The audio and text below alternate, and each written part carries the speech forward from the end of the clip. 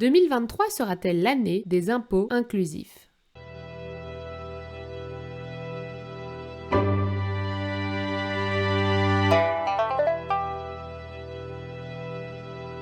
Le 6 juillet 2022, la Direction générale des finances publiques fait circuler une note en interne pour recommander à son personnel de ne plus employer les termes « madame » et « monsieur » dans sa communication avec les contribuables.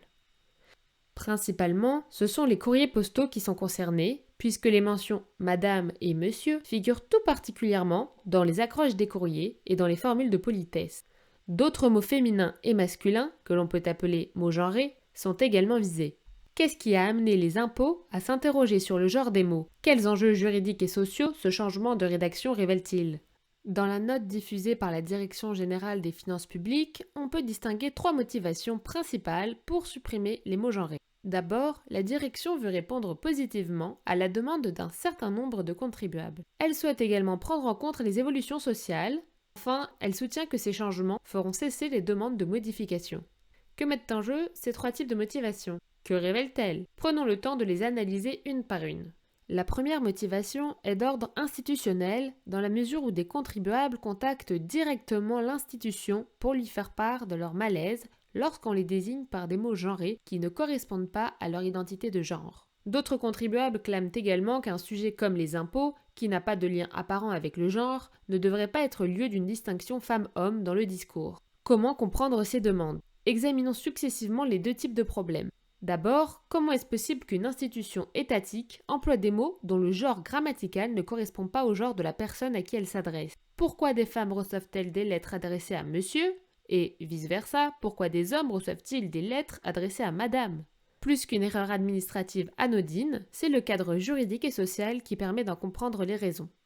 La loi de modernisation de la justice du XXIe siècle de 2016, surnommée loi J21, permet de faciliter l'accès au changement de la mention de sexe à l'état civil. Prenons l'exemple d'une personne transgenre reconnue comme femme sur sa carte d'identité.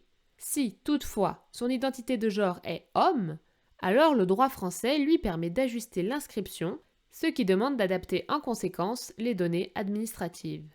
Le cadre juridique et son articulation avec le social expliquent donc en partie que la Direction générale des finances publiques soit régulièrement contactée.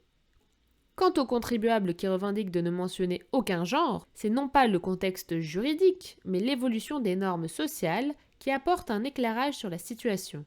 De plus en plus de personnes osent affirmer leur identité non-binaire, c'est-à-dire ni homme ni femme. Pour ces personnes, les 2 termes « monsieur » et « madame » sont inadéquats. Par ailleurs, la suppression de toute formulation genrée rejoint certaines revendications antisexistes. La Direction générale est donc contactée par des personnes transgenres, notamment non-binaires, mais également par des personnes engagées pour lutter contre les inégalités de genre.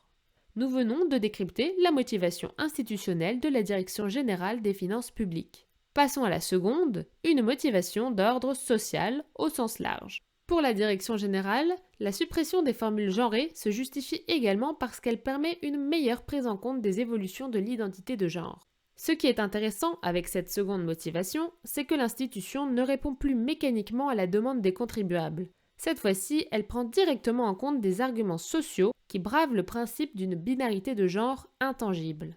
N'est-ce pas étonnant de sa part? Pas tant que ça, quand on sait que le schéma de la binarité femme-homme est mis à mal depuis plusieurs dizaines d'années à 2 niveaux.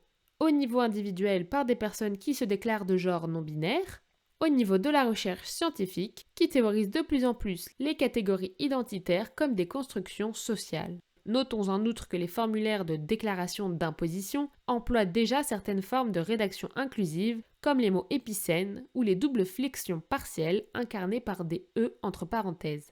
Et puis, ce ne serait pas la première fois qu'une institution étatique française appellerait à respecter les identités de genre en matière de rédaction. Malgré tout, quand on redessine le cadre gouvernemental et juridique français contemporain, on peut s'étonner que la note de l'institution s'inspire du rejet social de la binarité de genre. En matière de rédaction et d'inclusivité, le gouvernement ainsi qu'un grand nombre de parlementaires se montrent en effet de plus en plus hostiles, ce qui se répercute dans les normes juridiques qui interdisent l'usage de rédaction inclusive. La Direction générale des finances publiques semble donc avoir adopté une véritable prise de position sociale lorsqu'elle a annoncé avoir de la considération pour l'inclusivité de ses courriers. Précisons tout de même que l'institution n'a formulé qu'une recommandation sans caractère contraignant. À quel point les contrôles d'imposition seront-ils inclusifs d'ici 2023 ? Un mot enfin sur la troisième motivation. Celle-ci repose sur un constat. Le traitement des multiples demandes de modification des courriers demande du temps. Supprimer les formules genrées, ce serait dégager du temps pour traiter d'autres questions. On est donc face à une motivation pragmatique et financière. On peut alors s'interroger sur l'écart entre la nature des trois motivations. Ont-elles eu le même poids dans la prise de décision de la direction générale ? Certains arguments sont-ils cités au service des autres pour mieux les faire passer et lesquels ? A-t-on affaire à une récupération stratégique d'arguments sociaux égalitaires ? Ou bien les arguments financiers et pratiques viennent-ils au contraire en soutien à la motivation sociale afin d'anticiper d'éventuelles critiques ? Qu'en pensez-vous ? Partagez votre avis en commentaire. Vous pouvez vous abonner pour être tenu au courant des prochains épisodes et vidéos. Venez en découvrir davantage sur les questions de genre à travers le langage, la philosophie et le droit, et ainsi soutenir la recherche en son genre.